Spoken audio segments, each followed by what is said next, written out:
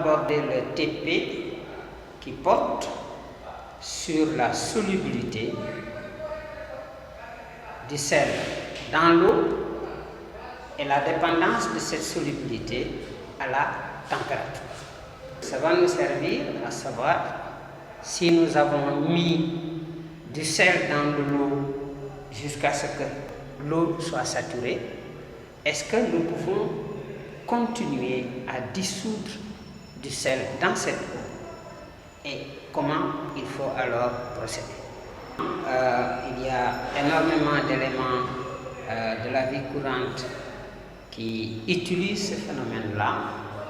Par exemple, lorsque on fait du thé, on met souvent du sucre en poudre et lorsqu'on regarde au fond du brada, on voit souvent le sucre en poudre qui ne s'est pas encore dissous.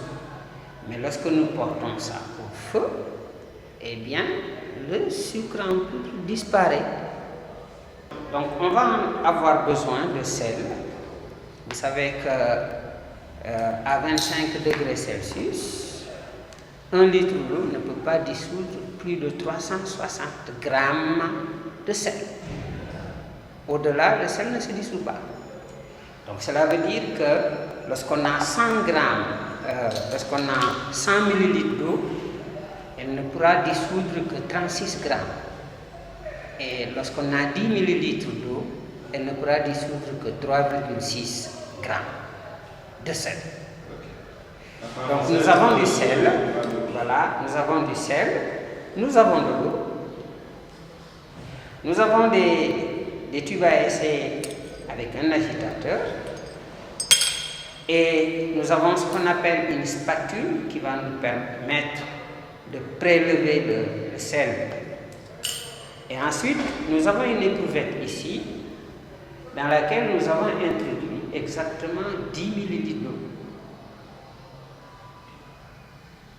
Donc, nous allons introduire ces 10 millilitres d'eau dans un tube à essai. En s'assurant qu'il n'y a pas d'autres quantités d'eau dans le tube à essai. Donc, là, j'introduis. Nous avons donc 10 millilitres d'eau. Et comme nous le disions tout à l'heure, ces 10 millilitres d'eau ne peuvent pas dissoudre plus de 3,6 grammes de sel à 25 degrés Celsius. Nous sommes à une température qui avoisine les 25 degrés Celsius. Alors, nous allons donc prélever du sel, ici, c'est du sel en poudre, que nous allons introduire dans le tube à essai. Donc voilà le sel. À l'aide de la spatule, donc, je vais prélever une première quantité versée dans le tube à essai. Et ensuite, agiter pour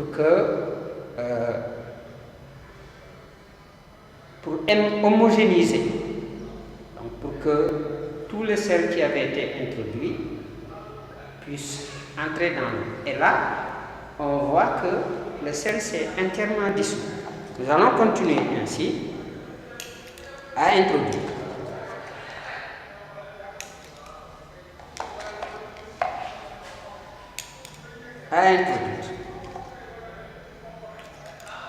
Nous continuons à introduire.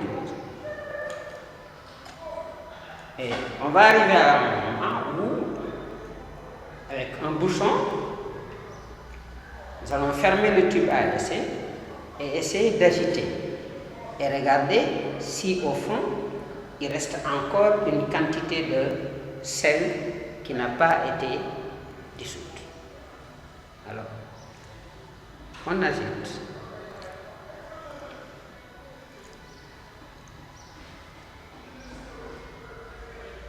C'est complètement dissous. Donc nous allons ajouter encore une certaine quantité de sel. Voilà. Et là également,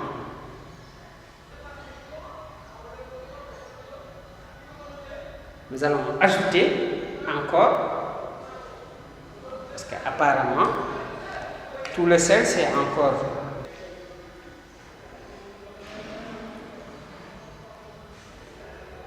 voilà. Là, nous voyons qu'au fond du récipient, il y a des grains de sel qui n'ont pas pu se dissoudre. Il faut agrandir. Au fond du récipient, il y a des grains de sel. On voit au fond du tube à essai des grains de sel qui ne sont pas dissous. Alors, là, on a beau agiter, ces grains de sel ne seront pas dissous. Il reste toujours ces grains-là. Alors, nous allons maintenant porter le tube à essai à la flamme. Pour cela,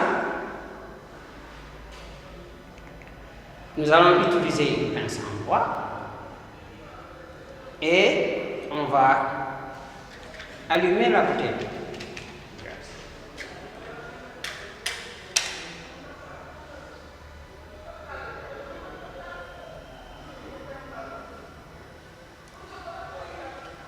Là, nous approchons sans mettre en contact le tube à essai à la flamme.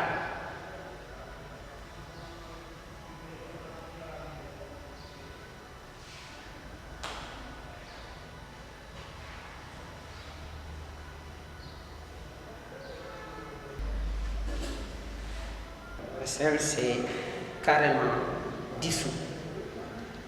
D'accord? Donc, pour dissoudre davantage de sel dans de l'eau, il suffit de la chauffer.